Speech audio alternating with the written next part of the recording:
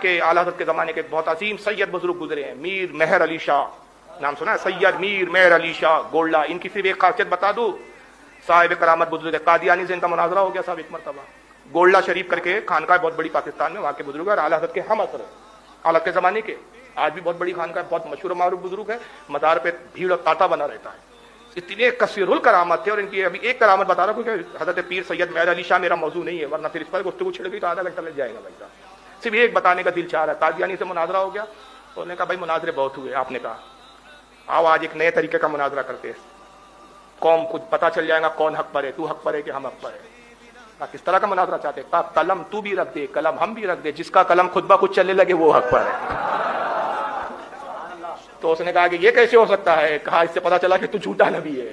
انہوں نے کتاب لکھی تصفیہ مابین سنی و شیعہ، صفحہ نمبر 33 ہے. اس پر آپ فرماتے ہیں غدیر خم والی روایت. اچھا سید ہے، پٹھان نہیں ہے کہ تعصب ہوگا بھیا، سیدوں سے بڑے پٹھانوں کو چیڑے. شیخ نہیں ہے صاحب، منصوری نہیں ہے، انصاری نہیں، سید ہے خود. یہ فرماتے ہیں غدیر خم والی روایت کو مولا علی رضی اللہ تعالیٰ عنہ کی خلافت بلا فصل سے کوئی تعلق نہیں. اب آئیے دوسرا سوال. یہ میرا سوال کن سے ہے؟ وہ مولائیوں سے جو اپنے آپ کو سنی کہتے. شیعوں سے ہمارا کوئی لینا دینا نہیں، واضح بولوں، ان سے ہم لینا ہی نہیں. اللہ نے خود ہی دنیا میں عذاب مبتلے میں کر کے رکھا، ہم کیا کریں اس بارے میں؟ تیری دوزخ سے تو کچھ چھینا نہیں، خلد میں پہنچا رہا، پھر تجھ کو کیا؟ اب دوسرا کہ صاحب کیا عید غدیر اس لیے مناتے ہیں آپ؟ کس لیے مناتے ہیں عید غدیر؟ میں ان سنیوں سے پوچھنا چاہ رہا ہوں کہ بھائی کس لیے بنا رہے؟ تو پہلے خلیفہ ہے تو یہ تو عقیدہ اہل سنت کے خلاف ہے. میں نے اتنی حدیثیں سنا دیا کہ خود مولا علی کا یہ عقیدہ نہیں ہے. مولا علی کا خود یہ عقیدہ کہ پہلے خلیفہ ابو بکر ہے، خلیفہ برحق ابو بکر ہے. تو یہ جب مولا علی کا نہیں ہے، امام جعفر کا عقیدہ نہیں، امام حسن مصنع کا عقیدہ نہیں، بہت ساروں کے عقیدے نہیں، میں بہت دلیل دے سکتا ہوں لیکن موضوع بہت لمبا ہو جائے گا. تو پھر آپ عید غدیر کس لیے مناتے ہیں؟ کیا اس لیے مناتے ہیں کہ علی کو آپ تمام صحابہ میں سب سے افضل سمجھتے ہیں؟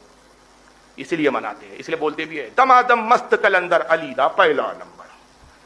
تو بھائی صاحب یہ عقیدہ بھی اہل سنت کا نہیں. اور اگر یہ عقیدہ اہل سنت کا ہے تو مجھے بتائیے ایک فرقہ پیدا ہوا تھا جو یہ کہتا تھا کہ ابو بکر سے افضل علی ہے. تو اس فرقے کا ایک نام دیا گیا، اس فرقے کو کہا گیا تھا تفضیلی.